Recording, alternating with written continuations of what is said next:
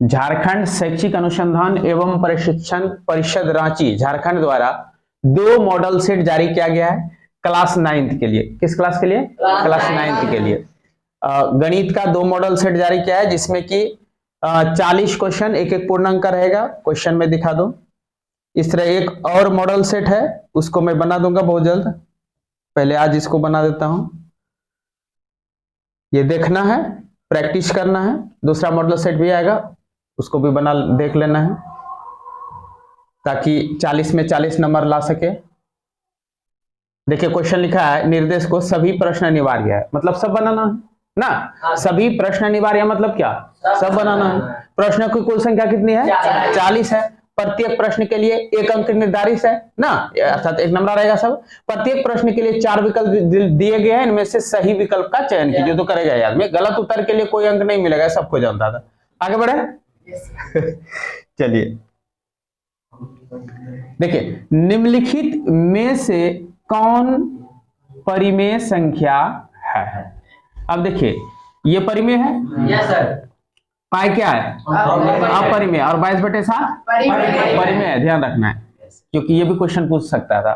और ये क्या है? उत्तर क्या हो जाएगा? ये नंबर। 2 परिमेय संख्याओं का गुणनफल, यानी 2 परिमेय संख्या कर लीजिए, जैसे 3 गुना 3 ले लो, ये 3 गुना 4 ले लो, 2/3 गुना 5/4 ले लो, ऐसे करके कोई 2 परिमेय संख्या गुना करो तो गुणनफल क्या होता है? निम्न में से क्या होगा? क्या वो अपरिमेय होगा? परिमेय गुना करके कभी अपरिमेय आएगा? नहीं आएगा। परिमेय संख्या होगा? निश्चित होगा। पूर्ण संख्या होगा? अभाज्य संख्या होगा? हालांकि 2 परिमेय संख्या गुना करेंगे तो अभाज्य संख्या तो गलत है, लेकिन नहीं, एक्सेप्शनल में ये सब आएगा। ज्यादा सटीक उत्तर का बी नंबर। हालांकि ये सब ऑप्शन जो है, ये सब ऑप्शन भी ला सकते हैं, लेकिन हमेशा जो शब्द लगा दिया, हमेशा ये आवाज नहीं आ सकता है, हमेशा पूर्ण नहीं आ सकता, बात बुझे ना। लेकिन परिमेय हमेशा रहेगा। किसके कारण ये हो गया?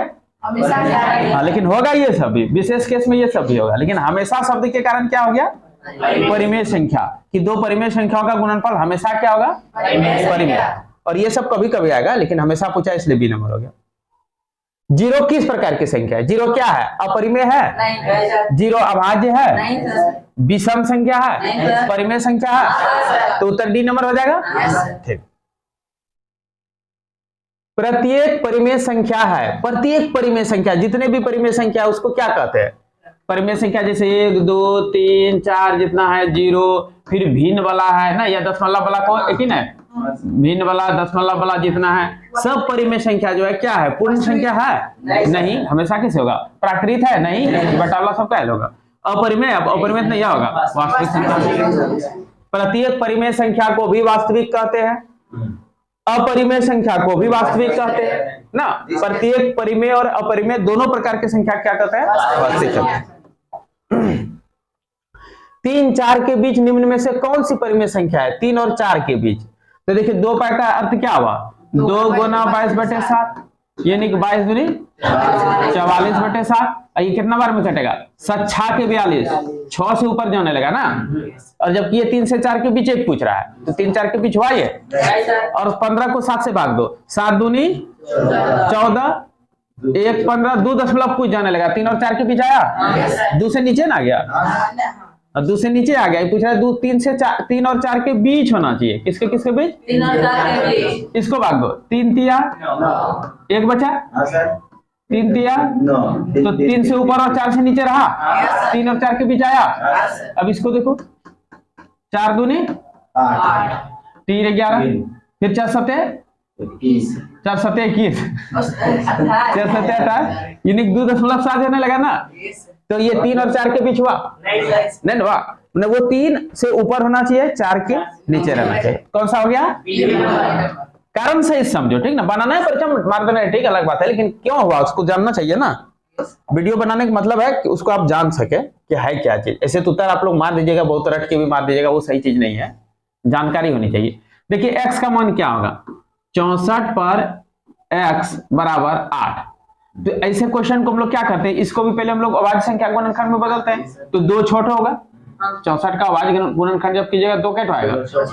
32 2 16 2 8 देखिए 3 3 छठा आया, यानी 2 और 6 लिख सकते हैं। और पहले से x है, पावर पर पावर आता है, क्या होता है? गुना में होता है ना। पहले से पावर है और एक नया पावर तैयार हो जाए, दोनों पावर क्या होता है? बराबर। इस पर 2 पर कितना चढ़ा सकते हैं? 3। जब दोनों तरफ घातीय रूप में संख्या रहे और दोनों का आधार समान हो, यानी कि बेस इक्वल हो, तो घात क्या होता है? आपस में बराबर हो जाता है। समीकरण है ना, दोनों का बेस अगर बराबर हो तो दोनों का पावर भी क्या होता है? 6x = 3। तो खाली x = कितना हो जाएगा? 3/6। ये गुना में किस में चल जाएगा? भाग में। हाँ, इसको भी बहुत बच्चा क्या करेगा? 3/6 आया, 3 दूनी 6, 2 वाला फटाक टिका 2 होगा ऑप्शन याद को, तो है ना। और आपके जैसा बच्चा ये कम करेगा फटाक से, बदले। जबकि ये कितना हुआ? 3 1 3 दूनी 6। इसलिए ऑप्शन ऐसा बनाता है कि थोड़ा सा पैदल sin 30 वाला बच्चा सब जो है मार्ग से भटक जाए। ये हो गया, समझ में आया? कौन एक चर वाला बहुपद है? एक चर वाला मतलब चर एक ही प्रकार का उसमें रहे। x है तो x से खाली हो, y हो तो y हो, घात नहीं देखना बल्कि चर केवल देखना है। एक चर वाला, तो इसमें 2 चर आ गया, इसमें देखिए x y 2 चर आ गया, x खाली एक ही चर है, इसमें चर है ही नहीं। ये तो अचर बहुपद है बहुपद है, लेकिन कैसा बहुपद है? अचर बहुपद है। आगे देखिए, बहुपद का शून्यक क्या होगा? किसी भी बहुपद का शून्यक कहता है तो उसको 0 बराबर करके x का वैल्यू निकाल देंगे। कितना बराबर 0 कर देंगे? खाली 2x बराबर क्या हो जाएगा? -6। कितना हो जाएगा? +6 है, -6 हो जाएगा। खाली x बराबर -3, यानी कि x का मान कितना हो गया? -3। अतः शून्य का अर्थ क्या हुआ? ये -3 अगर इसमें रखेंगे तो शून्य हो जाएगा। शून्य का अर्थ होता है ऐसा मान जिसको दिए गए बहुपद में रखने के बाद शून्य कर देगा। तो -3 रखो तो -3 गुना 2 -6 हो जाएगा, -6 + 6 0 होगा। इसलिए हम बहुपद 0 कर लेते हैं और x का वैल्यू निकाल देंगे, चर संख्या का वैल्यू निकाल देंगे। आगे बढ़ाए। आगे इतना का घात क्या है? तो किसी भी बहुपद की घात किसको कहते हैं? चर के सबसे बड़े घातांक को ना, चर का सबसे बड़े घातांक को बहुपद की घात कहते हैं। तो इसमें देखो चर की घात का घातांक कितना है? 0 है। इसमें चर का घातांक कितना है? 2 है। इसमें कितना है? पूरे बहुपद में चर का सबसे बड़ा घातांक कितना है? तो इसलिए पूरे बहुपद की घात कौन कहलाएगा? अर्थात कारण सही समझ रहे हैं? यानी कि इसको खाली रट ले। अब इसको समझ के कोई इस तरह देखा जाता है पूरे बहुपद में सबसे बड़ी घातांक, चर का सबसे बड़ी घातांक को ही पूरे बहुपद का घात कहते हैं। तो दूसरा भी क्वेश्चन आएगा तो उसमें हम पहचान सकते हैं ना। दूसरा मॉडल सेट जैसे ही बनाऊंगा तो उसमें आपको फटाफट बनाना है ना।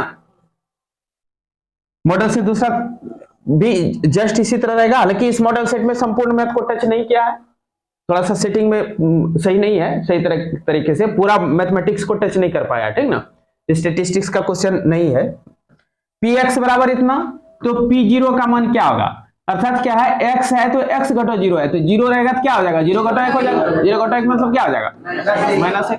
यहाँ देखिए, इसको फटाक से बच्चा 0 घटो 1 1 मार देगा। देखना 1 भी दिया हुआ है, ये ध्यान रखना, माइनस प्लस में -1 भी दिया हुआ है, तो उत्तर क्या होगा? इतना में x² का गुणांक है, तो x² इसमें कहाँ है? यहाँ है। x² का गुणांक कितना है? -5। ध्यान देना, प्लस माइनस दोनों ऑप्शन होगा, देखना है। देखो -5 भी है, प्लस भी है, इसलिए चिन्ह पर गौर करना है। ये छोटा छोटा मिस करने के लिए दिया रहता है कि जो बच्चा थोड़ा कमजोर दिमाग हो वो 5 है, फटाक 5 मार देगा, बात भी है। तो चिन्ह सही देखना है, उत्तर हो जाएगा -5। यदि किसी बहुपद px इतना को इतना से विभाजित किया जाए तो शेषफल क्या होगा? तो इसका डबल मेथड होता है, इसको इससे भाग दे दो, भाग दे के शेषफल निकालो, वो भी है। या तो क्या करता है, इसका शून्यक निकाल लो, x - 1 बराबर 0, खाली x बराबर 1। अब इस एक मान को इसमें रख दो ना, तो जो भी आएगा सरल करके वही हो जाएगा बहुपद के विभाजित करने के बाद शेषफल। तो एक जैसे रखेंगे, 1 पर 31 घात कितना हो जाएगा? 1 ही होगा ना। 1 पर 31 कितना होगा? 1 गुना 1 गुना 1 गुना 1 31 बार, तो 1 और 1 जोड़े तो 2 जो बचा वो 2 क्या हो जाएगा? इसको इससे भाग देंगे, शेषफल 2 है। तरीका समझे? तरीका समझिए। किसी एक बहुपद को दूसरे बहुपद से भाग देने के बाद कहेगा शेष ज्ञात करें, तो जिससे भाग देना है, अर्थात जो भाजक है, क्या है, भाजक है, भाजक का शून्यक निकाल लो, भाजक का क्या कर लो, शून्यक निकाल लो, और उस शून्यक में जो चर का वैल्यू आएगा उस वैल्यू को इसमें रख दो, तब इसका जो मान निकलेगा वही मान पूरे भाग देने के बाद शेषफल कहलाएगा। तरीका समझ में आया? तथा उत्तर क्या हो जाएगा, डी नंबर। निम्न में से कौन सा बहुपद द्विपद है? पद केवल काउंटिंग करना है, चर नहीं, द्विपद। तो इसमें कितना पद है, त्रिपद है, ये नहीं होगा। इसमें कितना पद है, नहीं होगा। इसमें कितना पद है, दो पद है। जोड़ घटों से अलग होता है पद, जोड़ घटों गुना को नहीं। जैसे 3x square y z x कुछ ऐसे कर देगा, पी कहेगा कितना पद है, एक पद है। हाँ, पद जोड़ घटों से अलग होता है। जैसे यहाँ प्लस करके एक कर देगा तो कितना पद हो गया, समझ में आया? तो इसमें कह रहा है द्विपद कौन है, कौन सा उत्तर हो जाएगा, सी नंबर। ये तो त्रिपद हो गया, सी नंबर हो जाएगा। क्या मजा नहीं आ रहा ना? फिर देखिए, इतना का गुणनखंड क्या है, तो गुणनखंड निकाल लेना, क्या दिक्कत है। इतना का गुणनखंड कितना होगा, तो x square minus 9x plus 40 ना। इसमें क्या हम लोग करते हैं, ऐसा बीज वाले कैसे तोड़ते हैं जो किनारे वाला गुणनफल के बराबर हो जाए। पहले तो देखना है मानक रूप में है कि नहीं, अर्थात ax square plus bx c के फॉर्म में है कि नहीं। बहुपद है, समीकरण नहीं है। समीकरण में बराबर 0 करते हैं, बहुपद में कुछ नहीं, बराबर देना ही नहीं है, ठीक है। तो अर्थात 14x स्क्वायर आया किनारे वाला गुणनफल, मान्य मन करना है, गुना नहीं किया जाता है, मान्य मन रखो। अब इसको कैसे तोड़ दे जो कि 14 जोड़ या घटा के 14 हो जाए, जोड़ या घटा के 9 आ जाए, गुना करे तो फिर 14x स्क्वायर आ जाए, minus 7x minus 2x minus 7x minus 2x। अगर इसको मिलाते हैं तो माइनस 9x। जोड़ या घटा के ये खुद पूरना चाहिए, लेकिन मन ही मन अगर गुना करते दोनों तो किनारे वाला के गुणनफल के बराबर आ जाना। इसको भी मन ही मन गुना करके रखते हैं, इसको भी मन ही मन करके रखना है। तो 2 माइनस प्लस हो जाएगा, साथ में 14 हो जाएगा, x स्क्वायर हो जाएगा, अर्थात किनारे वाला गुणनफल बराबर हो गया। तब इस केस में मानते हैं कि हम जो विभक्त के मध्य पद को 2 भाग में विभक्त किया ना, तो ये सही किया है, बात बुझे। और इसलिए इसका नाम भी है मध्य पद विभक्त विधि। हाँ, इस गुणनखंड का नाम है मध्य पद विभक्त विधि, ठीक है। अब देखिए, एक भाग इसका, एक पद इसका हो जाएगा, एक पद इसका हो जाएगा। x कॉमन निकाल लो, x माइनस 7 ना, और यहाँ भी x माइनस 7 पहले लिख देना है। अब क्या कॉमन निकलेगा, माइनस 2 निकलेगा, माइनस 2x पूरा गया, माइनस माइनस प्लस 2 से 14। अब देखो पूरा घर कॉमन मिल रहा है, तो x माइनस 7 कॉमन निकालेंगे, x बच जाएगा, इसके पास ही पूरा निकल गया, क्या बचा माइनस 2, अर्थात x माइनस 2 और x माइनस 7, ये दोनों इंटू में रहेगा, x माइनस 7 x माइनस 2 हो गया, समझ में आया। और ये दोनों अगर खंड उल्टा पुल्टा रहे आगे पीछे कोई दिक्कत नहीं है, इस पर टेंशन नहीं लेना है। तो आकृति देखकर निम्नलिखित प्रश्नों के उत्तर दीजिए। अब ये आ रहा आकृति आपके सामने, इस आकृति को भी देखना है और उत्तर देना है। बिंदु B का निर्देशांक, B है कहां, अब B सबसे पहले ढूंढ लेना, B यहां है। निर्देशांक किसको कहते हैं, x का मान और y का मान। तो x का मान कितना है, -5 है, -5 है, और y का मान कितना है, 2 है। तो इसमें क्या करेगा, 2 -5 भी रहेगा ऑप्शन। तो आपको ध्यान रखना है, निर्देशांक जब भी लिखा जाता है पहले x का वैल्यू उसके बाद y का, ये बात हमेशा ध्यान रखना। दोनों ऑप्शन दे सकता है, नहीं दिया वो अलग बात है, लेकिन दे सकता है। मेरे जैसा सेटर रहे तो मैं जरूर दे दूं, ठीक ना।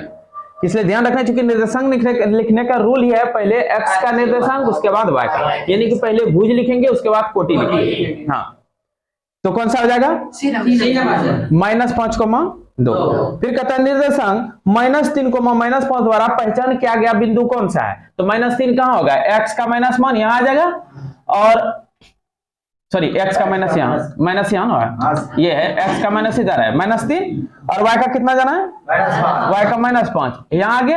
तो ये दोनों कम मिल रहा है इस जगह, अर्थात e हो गया। कौन सा हो जाएगा, समझ में आया। D का भुज कितना है, D कहाँ है, बिंदु D का भुज कितना है, भुज किसको कहते हैं, x। भुज किसको कहते हैं, x निर्देशांक को किसको कहते हैं, x निर्देशांक को भुज कहते हैं, और कोटि किसको कहते हैं, y निर्देशांक को कहते हैं, ठीक ना। तो भुज D बिंदु का भुज कितना हो जाएगा, भुज 6। अगर कोटि पूछता कितना लेते, 2 प्लस 2 है, हाँ ऊपर में है, कोई दिक्कत नहीं सर। तो अभी उत्तर कितना हो जाएगा, 6। इसका ऑप्शन होगा नीचे, देखिए ए नंबर में है, कोई दिक्कत। बिंदु H की कोटि कितना है, तो बिंदु H कहाँ है, बिंदु एच, एच का एक्स तरफ डालो भुज कहलाएगा, वाई तरफ डालो कोटि। कोटि कितना है? एक्स को भुज कहते हैं, याद रखना, ठीक ना। ऐसे भी इसका मैं पढ़ाते इसमें अक्सर ट्रिक बताता हूं कि भुजा खाने वाला भुजा अगर ऐसे गिरा देंगे, छोड़ देंगे तो वो गिर जाएगा ऐसे ना। तो भुज शब्द है एक्स के लिए, एक्स अक्ष ऐसे रहता है ना। और कोठी जिसमें चावल रखते हैं, गेहूं रखते हैं, वो कोठी खड़ा करके रखा जाता है, तो खड़ा वाला का नाम कोटी है। क्या नाम है? कोटी। और भुजा जैसा जो गिर जाता है उसका नाम भुज है, ये कंफ्यूज करना ही नहीं है। तो एक्स अक्ष भुजा जैसा गिरा हुआ है इसलिए वो भुज है। तो कोठी जैसा खड़ा कौन रहता है? वाई अक्ष, इसलिए वाई अक्ष का मान को क्या कहते हैं? कोटी। कोटी, हाँ। चलिए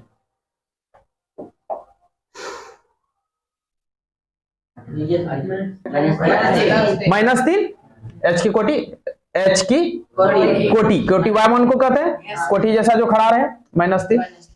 फिर कहता है कि बिंदु एम का निर्देशांक, एम का निर्देशांक यानी कि एम में एक्स का वैल्यू और वाई का वैल्यू ना।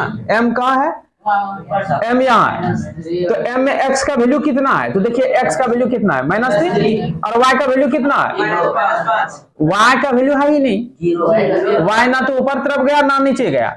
ऐसे भी मैं बताया था हमारे गलियों में तुम्हारा क्या काम है, एक्स अक्ष में तो वाई का कोई मान नहीं होगा, वाई अक्ष पर अगर बिंदु है तो एक्स का कोई मान नहीं होगा, 0 होगा ना। एक्स अक्ष पर मैं अक्सर ही कोऑर्डिनेट पढ़ाते समय बच्चे को बताता हूं कि एक गाना सुनेंगे, हमारे गलियों में तुम्हारा क्या काम है, यानी कि एक्स में एक्स अक्ष पर अगर कोई रहे तो वो उसका अपना गली है, ठीक ना, उसमें वाई का कोई कम नहीं और वाई 0 रहेगा हमेशा। और वाई अक्ष पर अगर रहेगा तो वाई का ही मान होगा, एक्स का कोई मान रहेगा, एक्स 0 रहेगा। तो एक्स अक्ष पर कितना ये है बिंदु एम कहाँ है? एक्स अक्ष पर कितना मान है? -3। तो इसका एक्स अक्ष पर ये बिंदु है तो वाई का क्या होगा? ऐसे भी 0 होगा, ठीक ना। बच्चा पढ़ते थे पैसा भड़कता है पैसा जीतता है, गुल्ली भड़कता है गुल्ली जीतता है, मेरा कलम भड़कता है पता नहीं क्या जीतूंगा।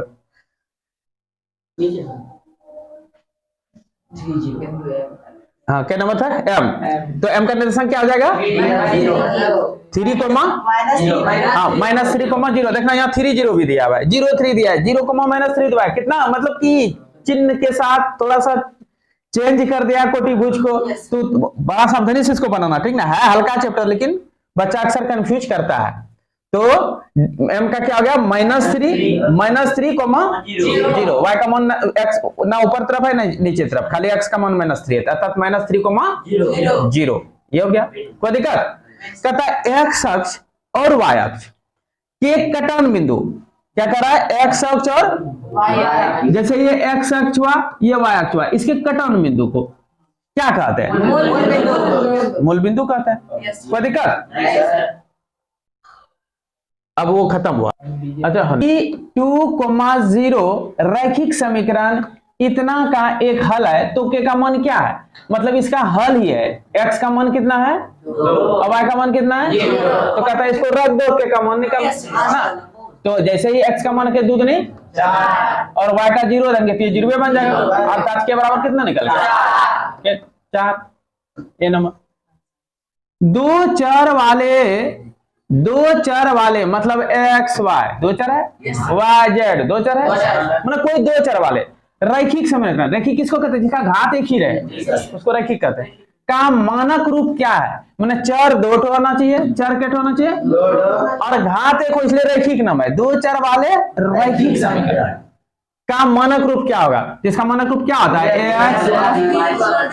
Plus C equal to 0। समीकरण है बराबर 0 लेना ही पड़ेगा, ठीक ना। ax plus b y plus c बराबर 0। तो कौन सा हो जाएगा? समझ में आया? दो चर वाले रैखिक समीकरण का ग्राफ प्रदर्शित करता है। जब 2 चर वाले रैखिक समीकरण का ग्राफ बनाइएगा ना पूरा सरल रेखा आएगा, ठीक ना। ये 10th क्लास में इसका ग्राफ बनाते हैं हम लोग, 9th क्लास में भी इसका ग्राफ है कि नहीं। तो 2 चर वाले रैखिक समीकरण का जब भी ग्राफ बनाते थे तो कैसा ग्राफ आता है? रैखिक का हमेशा कैसा आएगा? सरल रेखा। रैखिक का कैसा आएगा? हमेशा हाँ, रैखिक का हमेशा सरल रेखा आएगा। रैखिक इसलिए नाम है क्योंकि उसका ग्राफ जो है सरल रेखा होता है प्राप्त, इसलिए इसका नाम है रैखिक। ऐसे तो एक घाती होना चाहिए। 2 चर वाले एक घाती समीकरण, इसको क्या कहिएगा? 2 चर वाले एक घाती समीकरण। लेकिन रैखिक शब्द इसीलिए आया था क्योंकि इसका जब ग्राफ खींचा गया एक रेखा प्राप्त होता है, सरल रेखा, इसलिए इसको एक घाती को रैखिक भी कहते हैं। समझ में आया? तो इसका ग्राफ कैसा होगा? एक सरल रेखा होगा, वक्र होगा, वक्र इसको कहते हैं। त्रिभुज होगा, त्रिभुज जैसा ग्राफ होगा। परवलय होगा, नहीं होगा। क्या हो जाएगा? बराबर 5 और y बराबर 2। निम्नलिखित में से किस रैखिक समीकरण का हल है? तो x का मान 5 और y का मान 2 रख के देख लेंगे, जिसमें LHS में रखेंगे और RHS के बराबर हो जाए समझेंगे वो हल है। तो x का मान 5 रखो, 5 हो जाएगा, और y का मान 2 रखो, 2 में 4 हो जाएगा, 5 4 9 बराबर 7 हुआ? गलत हो गया। इसमें 5 रखो, 5 है 25, अब y का मान 2 रखो, 2 ने 25 4 29 बराबर 7 है? नहीं है। x का मान 5 रखो, y का मान 2 रखो, 5 2 7 7 बराबर हुआ? सही है। 5 है 25, 25 2 27, 27 बराबर 7 है? तो कौन सा उत्तर हो जाएगा? कोई दिक्कत? फिर कहता है रैखिक समीकरण इतना का एक हल कौन सा हल है? इसमें 4 हल दिया हुआ, 4 में कौन सा हल होगा? तो वही रख के देख लो मन मन, बराबर अगर हो गया तो ये है, जिससे होगा तो 2। x का मान कितना रखेंगे? क्योंकि कोई भी निर्देशांक पहले x उसके बाद y रहता है, ध्यान रखना। किसी भी निर्देशांक में पहले कौन रहता है? उसके बाद y। तो x का मान रखो 2, 2 दूने 4, 3 तिया 9 4 13 बराबर हुआ? तो ये नहीं होगा। 3 दूनी 2 रखो, फिर 2 तिया 6 6 हुआ? इसका मतलब ये उत्तर हो जाएगा। ये सबसे नया अगर करके देख लेना। यदि बिंदु इतना द्वारा निरूपित रेखा पर स्थित है तो k का मान क्या होगा? तो रेखा पर स्थित है मतलब हल है। किसी भी रेखा पर का हर एक बिंदु समीकरण का हल होता है। रेखा पर का हर एक बिंदु दिए गए समीकरण का हल होता है। तो यहां कहता है यदि बिंदु 2,3 इस समीकरण x + y बराबर k द्वारा निरूपित रेखा पर स्थित है, तो स्थित है मतलब हल है। तो x का मान रखो यहाँ 2 प्लस y का मान रखो 3 बराबर 5 के, यानी 5 बराबर k का मान कितना निकल गया? समझ में आया? ठीक। फिर का रैखिक समीकरण इतना का आलेख x अक्ष के किस बिंदु पर प्रतिच्छेद करेगा?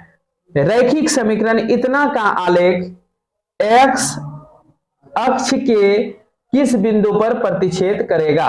तो इसमें क्या करेंगे, पहले देखेंगे इसका हल कौन था।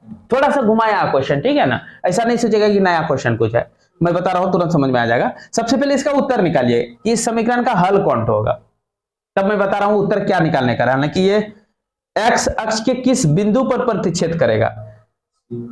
ये ऑप्शन सही नहीं दिया है, इसलिए हाँ 0 दे दिया है, हाँ तब हो जाएगा। चलो रखो, 4 चौके 16 और 0 रखेंगे, 0 ही हो जाएगा। 16 बराबर नहीं, बात खत्म हो गया। फिर 0 रखो, 4 0 0 6 18 भी नहीं हुआ, इसको रखो, 3 चौके 0 रखो, 0 हो जाएगा। 12 बराबर 12, अर्थात ये सॉल्यूशन हुआ, ये हल हुआ कि x बराबर 3 और y बराबर 0। तो वो कहता है का आलेख x अक्ष के किस बिंदु पर प्रतिच्छेद करेगा, अर्थात इसका जो सॉल्यूशन आया वो आया 3,0।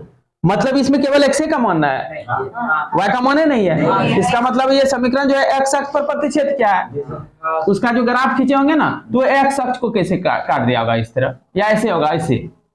मैंने केवल x अक्ष को काटा, और वो कहां काटा है x अक्ष को? 3 बिंदु पर, समझे? 3 पर। तो ये कह रहा है कि ये समीकरण का आलेख x अक्ष के किस बिंदु पर प्रतिच्छेद करता है? तो x अक्ष के 3,0 अर्थात केवल 3 पर प्रतिच्छेद कर रहा है। आगे बढ़े? समझ में आया? कुछ नहीं, कुल मिला के इसका भी सॉल्यूशन देख लेना कौन है। 60 डिग्री का पूरक कोण का मान क्या है? 2 तरह कोण होता है, पूरक और पूरक। मैं बताया था, देखो यहाँ पूरक है, एक समपूरक है। समपूरक बच्चा इसमें कंफ्यूज करता है ना। मैं बताया था ये कि ये छोटा है, ये बड़ा है। छोटा वाला 90 डिग्री होगा, बड़ा वाला 180 डिग्री होगा ना। तो पूरक बड़ा समपूरक, यानी कि 2 कोण जोड़ करके यदि 90 आ जाए तो उसको क्या कहते हैं? और 2 कोणों का योगफल अगर 180 उसको क्या कहते हैं? समपूरक। यहाँ कहता है पूरक कोण का मान क्या होगा? 60 का पूरक, तो 60 एकला में इसका पूरक कितना लेना पड़ेगा, तब ना पूरक हो जाएगा। 2 कोण मिलके पूरक बनाता है, तो 60 का 30 हो जाएगा। समझ में आया? वह कोण जो 90 डिग्री से अधिक तथा 180 से कम होता है उसको क्या कहते हैं? हाँ, अधिक को कहते हैं। 90 से अधिक हो 180 से कम, उसको क्या कहते हैं? उस कोण की माप क्या है जो अपने पूरक कोण के आधे से 30 डिग्री अधिक हो? पूरक कोण के आधे से 30 डिग्री, मतलब पूरक कोण, वो अपना पूरक, जैसे कि उसका पूरक अगर x है, पूरक कितना है, पूरक x है, तो कह रहा है क्या, वो अपने पूरक यानी कि x के आधे से कितना अधिक हो, 30 डिग्री अधिक हो, और ये दोनों मिलके कितना पूरेगा, 90 डिग्री। माने एक कोण x है तो इसका पूरक कितना है, कहता है x का आधा से 30 अधिक, ये पूरक उसका होगा। अर्थात मतलब क्या हुआ कि ये दोनों जोड़ेंगे तो कितना पूरेगा, 90। नहीं समझ में आ रहा है, दिया था। तो यहां कह रहा है पूरक कोण के आधे से 30 डिग्री अधिक हो, तो अगर पूरक कोण x डिग्री होगा, x होगा, तो कहता है उस कोण के माप, तो वह कोण कितना होगा, वह जो कोण ज्ञात कर रहा है वह कोण कितना है, कहता है अपने पूरक से कितना होना चाहिए, आधा, और उससे कितना होना चाहिए, 30 डिग्री अधिक, अर्थात ये होगा। और इसका पूरक कितना है, x है, और वह कोण कितना है, पूरक के आधे से 30 अधिक, नहीं हो गया। अब तो तब दोनों मिलके कितना होना चाहिए, तो सीधे दोनों प्लस कर देंगे, बराबर 90 कर देंगे ना, कर देंगे, यानी कि x प्लस x/2 बराबर 90। ये घट जाएगा, कितना बचेगा, 60। ये हो जाएगा 2 1 है 2, यानी कि x प्लस x/2 बराबर इतने घट के कितना बचा, 60। ये 2 1 है 2 1 3 x/2 बराबर 60। ये 2 भागा में उधर गुना में चल जाएगा, 60 दूनी 120, 3x बराबर खाली x बराबर x बराबर 40। तो 40 नहीं उत्तर होगा, ये तो पूरक कोण है 40, और वह कोण क्या है, हम पूछा वह कोण, उस कोण की माप क्या है जो अपने पूरक के आधे से कितना अधिक है, 30 अधिक है। तो ये इसका आधा कर दो 20, और उससे 30 अधिक कर दो 50, 50 और 50 40 में कितना, 40 है 50 है 60। हाँ, तो बात समझ में आया। पहले ये पूछ रहा है उस कोण की माप क्या है जो अपने पूरक कोण के आधे से 30 अधिक है, उस कोण का क्या माप है। तो मान लेते पहले उसका पूरक कोण कोई है x, तो वह कोण कितना होगा, तो जवाब भी इसमें साफ लिख दिया कि अपने पूरक के आधा से 30 अधिक होगा, तो पूरक x था, x का आधा कर दे उसमें 30 जोड़ दिया था, तो वह कोण ये होगा, तो उत्तर हमारा ये आएगा। अर्थात ये दोनों से अगर x हम निकाल लेंगे तो x यहां रख के उत्तर नहीं देखना है, x का मान यहां रख के उत्तर देखना है, समझ में आया। तो ये दोनों जोड़ के कितना हो गया, 90। ये दोनों मिलके 90 होगा, तभी तो किसी का पूरक, जैसे कोई कोण है 30 डिग्री, इसका कोई पूरक है, पूरक कोई है, तो दोनों मिलके कितना होगा, मिलके 90 होगा, ताकि दो दोस्त का नाम है पूरक समपूरक, ठीक ना। दो दोस्त आपस में मिलता है, कौन वाला दोस्त, तो दोनों मिलके आपस में 90 पुरा दे तो उसको पूरक कहते हैं, दोनों मिलकर के 180 पुरा दे तो समपूरक कहते हैं। कोई दिक्कत है, ये समझ में आया। ये रियल मैथ लाया है, ठीक ना, इसमें थोड़ा रियल मैथ है, वो खाली देख के उत्तर या आधा अधूरा समझने वाला से नहीं होगा। हाँ, नहीं होगा।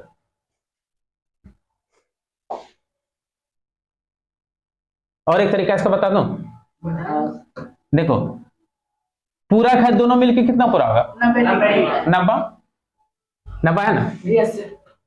और वो कह रहा है कि जो अपने पूरक के आधे से 30 अधिक है, पहले 30 खोल दो, 30 खोल दो, कितना बचेगा, 60 बचेगा, 60 बचेगा ना।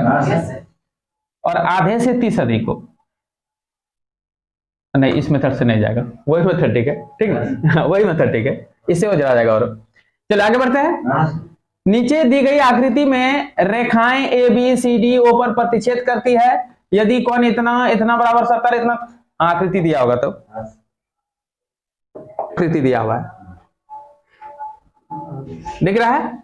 कहता है नीचे दी गई आकृति में रेखाएं ए बी और सी डी बिंदुओं पर प्रतिच्छेद करती है। याद रखो, ए बी और सी डी कहां प्रतिच्छेद किया, और ओ पर प्रतिच्छेद क्या, अगर ऐसा कह दिया है, इसका मतलब ये प्रतिच्छेद इसलिए बताया है ताकि आप यहां कुछ काम कर सकें अपने मन से कि ये और ये प्रतिच्छेद क्या है। इसका मतलब इसके आगे और पीछे का कौन बराबर। एक नॉलेज मिला, अब क्या जरूरत पड़ेगा पता नहीं, प्रतिच्छेद करती है। कहता है कौन ए ओ सी, ए ओ सी ये कौन, प्लस कौन बी ओ ई, बी ओ ई ये कौन, अर्थात ये दोनों भी कर सकते हैं क्योंकि ये दोनों बराबर है। यस सर, ये प्लस ये दिया मतलब ये प्लस ये भी कर सकते हैं ना, Yes. क्योंकि ये दोनों आपस में क्या है, बराबर है। तो दोनों एक दूसरे को चेंज कर सकते हैं।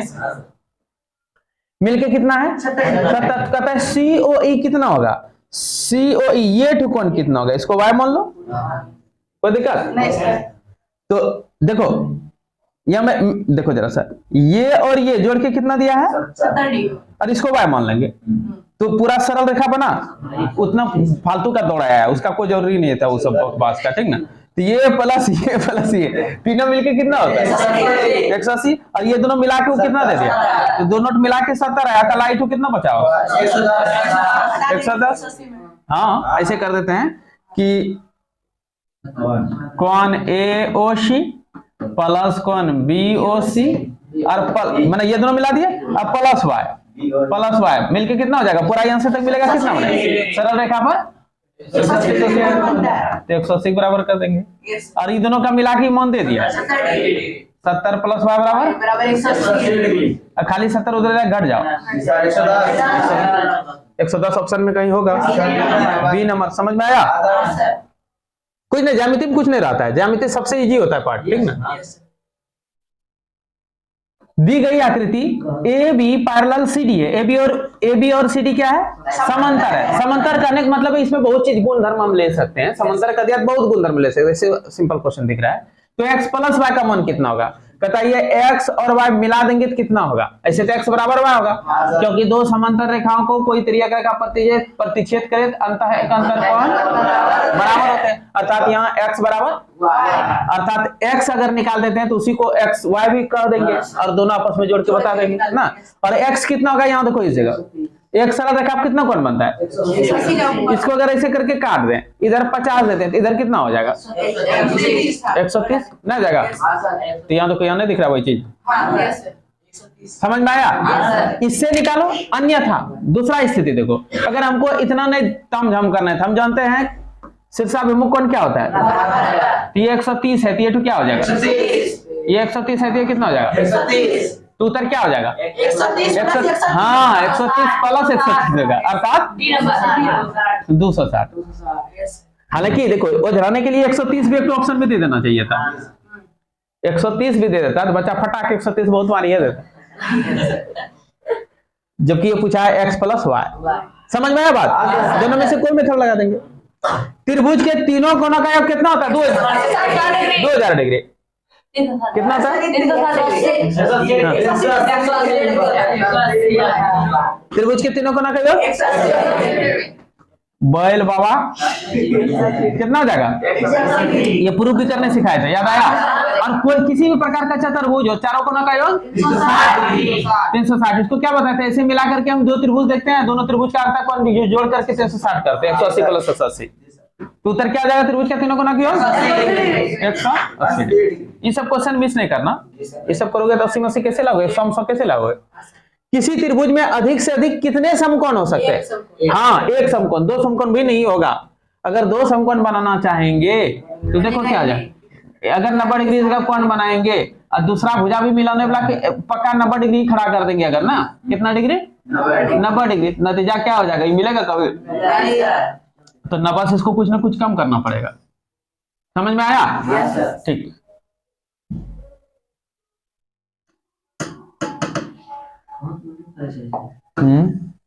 समझ में आ गया यस सर, कि किसी त्रिभुज में अधिक से अधिक कितने कोण समकोण एक। अब यहां देखो, यदि AB बराबर QR, BC बराबर PR, CA बराबर PQ हो तो सर्वंग के लिए कौन सा लिखेंगे, क्या सही लिखाएगा। यहां देखो AB बराबर QR, फिर क्या है BC बराबर PR और क्या है CA बराबर PQ। इससे क्या नॉलेज हमको लेना चाहिए कि A का संगत Q है, B का संगत R है, ठीक ना। B का संगत कौन है,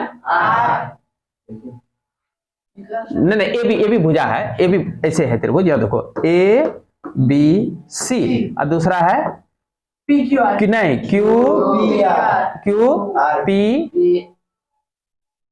QRP होगा, QRP तो हो गया QR पी आर ये हो गया, फिर पी क्यू ये हो गया, इसका ये इसके बराबर हुआ। साफ से बता दूं, एक मिनट, गंदा हो गया थोड़ा, साफ से। हाँ देखो त्रिभुज इसका बना लो, सबसे ज्यादा कंफ्यूजन दूर हो जाएगा इसी से, ठीक ना। एक भुजा इसका क्या लिया है, ए बी, ए बी कहीं भी लेंगे कोई दिक्कत नहीं है। दूसरा क्या लेना है, बी सी, बी सी सी। तीसरा क्या लेना है, सी ए, सी से हो गया। अब ए बी का दोस्त कौन है, क्यू आर। तो कहीं क्यू आर कर लो, किसी जगह कर लो, कोई दिक्कत, ले लिए क्यू आर, अर्थात इसका दोस्त ये होगा। फिर देखो बीसी का दोस्त कौन है, पी आर। बीसी का बराबर कौन है, पी आर। तो पी आर, तो आर यहाँ है तो पी इधर होगा, क्यू जब यहाँ पे पी यही होगा, पी, अर्थात इसका दोस्त ये। बराबर के लिए दोस्त के रूप में हम लोग जब थ्योरी पढ़ रहे थे तो उसमें बराबर बताया करते थे इसको, ठीक ना। ये बराबर है, आपस में दोस्त है दोनों। उसके बाद फिर क्या है, सी ए बराबर पी क्यू। सी ए कहाँ है, सी ए यहाँ है, पी क्यू कहाँ है, यहाँ है, अर्थात ये आपस में दोस्त है ना। ये भुजा जितना सीएम उतना सीएम ये भुजा। तब इस प्रकार अब हो गया। तो इसको त्रिभुज को सर्वसमता कसौटी कैसे लिखेंगे, तो अगर नहीं लिखना है कैसे, त्रिभुज संगत रूप में लिखना पड़ता है। जैसे ए शीर्ष का दोस्त हो गया क्यू, बी का कौन हो गया आर, सी का कौन हो गया पी। तो इसको अगर लिखेंगे आप त्रिभुज ए बी सी, तो उसको आपको कैसे लिखना होगा, हाँ, ए का जो दोस्त है उसको लेना है, बी का जो दोस्त है उसको लेना है, सी का जो दोस्त है उसको लेना है, P R Q, Q R P, ऐसे लिखाएगा, ध्यान रखना। समझ में आया, ये बड़ा मीनिंग रखता है। इसको आप बदल दीजिए और वही बदल के दिया होगा, एबीसी क्यू आर पी। नहीं है, इनमें से कोई नहीं हो, इनमें से कोई नहीं, ये हो जाएगा, इसमें क्या दिक्कत है। लेकिन यहां देख लेते हैं अभी, ABC P Q R, ABC P Q R, ये तो नहीं होगा। बी ए सी, ये देखो बी ए सी, तो इसमें इधर से इधर चलेंगे, R Q P, R P Q तो नहीं हुआ, ये भी नहीं होगा। सी बी ए, तो इसमें होना चाहिए P R Q, P Q R नहीं। अब इसको मारेंगे, एक बार चेक करके देख लेना चाहिए, ठीक ना। इसको किसी भी से लिख सकते हैं ना, इसको ये ए बी सी के साथ क्यू आर पी लिख सकते थे, ए सी बी लिख देंगे तो इधर क्यू पी आर, वो भी सही है, तो इसलिए चेक करना जरूरी है। ये क्वेश्चन वेट वाला है और स्टैंडर्ड क्वेश्चन होगा ना, वाकई में जो ब्रेन बच्चा का जांच होगा इसी क्वेश्चन के बदौलत पर होगा, और एक तो जो पहले मिला, बात है ना। चल आगे बढ़े, समझ में आ गया सबको। वहां उत्तर ये डी होगा, सी यहां मिसिंग है, ठीक है, डी हो जाएगा। आगे बढ़े, निम्नलिखित में से कौन त्रिभुज के सर्वांग क्षमता की एक कसौटी नहीं है। सर्वांग क्षमता की कसौटी पूछा है, सर्वांग क्षमता की कसौटी, ठीक ना। तो ऐसे एस होता ही है, दो साइड एक एंगल ना होता, ये साइड एक एंगल, और दूसरे त्रिभुज में भी एक ये साइड और बीच का एंगल, इसको एस कहते हैं। ए एस है, यानी कि एक साइड पर दोनों तरफ एंगल बराबर बन गया हो और दूसरा भी उतना ही साइड रहे और एंगल दोनों का बराबर रहे, तो ये भी सर्वांग क्षमता का होता है। एस एस एस तो होता ही है, तो सबसे प्रमुख है।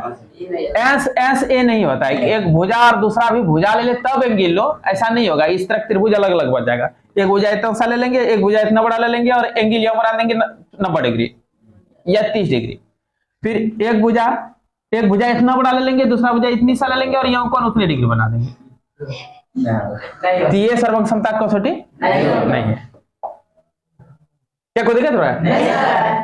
आगे कहता है, दो त्रिभुज सर्वसम होते हैं यदि इन त्रिभुजों के दो कोण के युग्म बराबर हो तथा वह भुजा जिस पर दोनों कोण बन रहे हैं बराबर हो, तो उसको क्या कहते हैं, कौन सा कसौटी कहते हैं।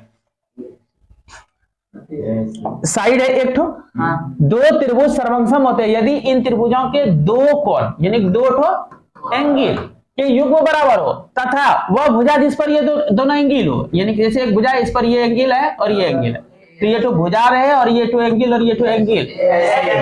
दूसरे में कहता है उसी तरह एक भुजा हो और उस पर का एंगल और उस पर का एंगल के बराबर हो, तो इसको क्या कहते हैं, ए ऐसे क्या कहेंगे, कहीं होगा ऑप्शन ए नंबर।